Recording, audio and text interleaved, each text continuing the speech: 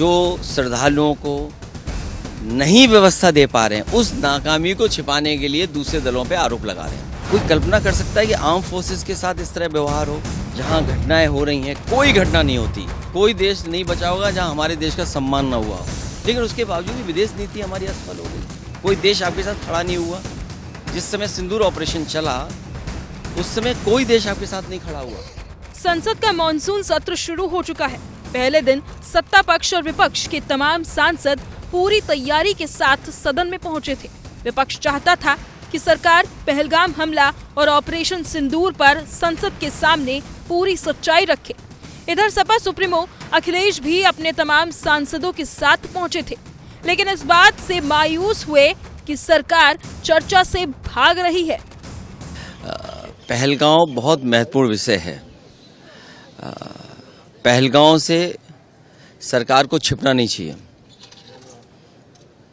सभी विपक्ष के लोग चाहते हैं बहस हो, और जिस तरीके से विदेश नीति, पहलगांव और जो जितना घटनाक्रम है, सभी सांसद अपनी बात रखना चाहते हैं। सरकार सुने और सरकार जवाब दे। पहलगांव पर सरकार को अपना मुंह नहीं छिपाना चाहिए। पहलगांव में क्या हुआ है, किस तरह की घटना हुई, चूक हुई या भूल हुई, सरकार को बताना चाहिए। भूल थी, चूक थी, इंटेलिजेंस फेलियर था, क्या था, सरकार को बात अपनी रखनी चाहिए। और विदेश नीति, संसद के अंदर विपक्ष को बोलने का मौका भले ही ना मिला हो, लेकिन संसद के बाहर अखिलेश यादव ने कसर पूरी कर दी।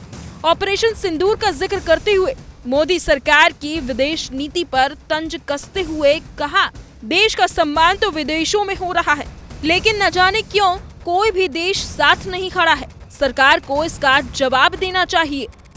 सोचिए, विदेश नीति, हमारे देश का कितना सम्मान हो रहा है। हर देश में जा रहे हैं, हमारे देश का सम्मान हो रहा है। कोई देश नहीं बचा होगा जहां हमारे देश का सम्मान न हुआ हो, लेकिन उसके बावजूद भी विदेश नीति हमारी असफल हो गई। कोई देश आपके साथ खड़ा नहीं हुआ।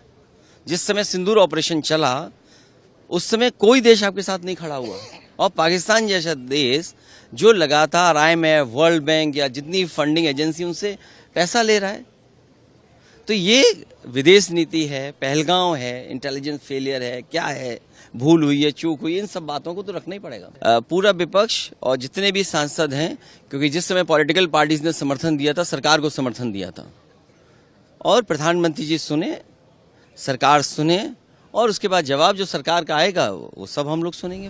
सावन के महीने में मॉनसून सत्र की शुरुआत हुई है और यूपी में कांवड़ यात्रा की धूम मची है, लेकिन इन कांवड़ियों में कुछ उपद्रवी भी हैं जो आए दिन सड़कों पर तांडव मचा रहे हैं। इनके निशाने पर सेना के जवान और पुलिस वाले आए तो अखिलेश यादव ने केंद्र की मोदी और सूबे की योगी सरकार को इसी बहाने घेर लिया। बोले, 20 बजट के बाद भी सरकार कांवड़ियों के लिए कॉरिडोर नहीं बना पाई। दिल्ली की 11 साल की सरकार और यूपी के 9 साल की सरकार, 11 और 9, 20 बजट कितने लाख करोड़ के रहे होंगे, सोचो आप। 11 दिल्ली के बजट और 9 उत्तर प्रदेश के बजट, 20 बजट चले गए। जो श्रद्धालु हैं, जो सदियों से परंपरा चली आई है, उसके लिए कॉरिडोर सरकार नहीं बना पा रही। और कॉरिडोर अगर सरकार ने बनाया होता तो आए दिन जो हम लोगों को घटना देखने को मिलती है कि आर्म फोर्सेस का कोई व्यक्ति है, आर्म फोर्सेस का, कोई कल्पना कर सकता है कि आर्म फोर्सेस के साथ इस तरह व्यवहार हो?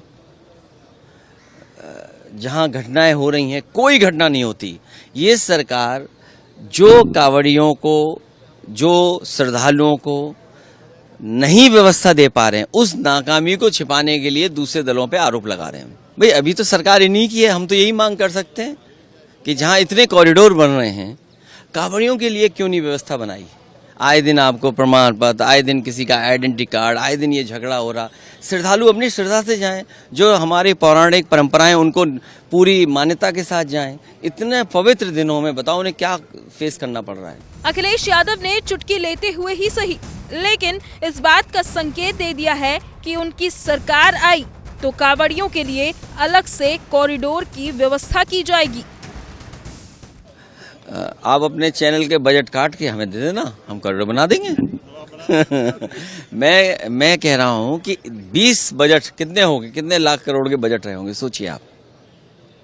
भाई अभी तो सरकार इन्हीं की है, हम तो यही मांग कर सकते हैं कि जहां इतने कॉरिडोर बन रहे हैं, कांवड़ियों के लिए क्यों नहीं व्यवस्था बनाई।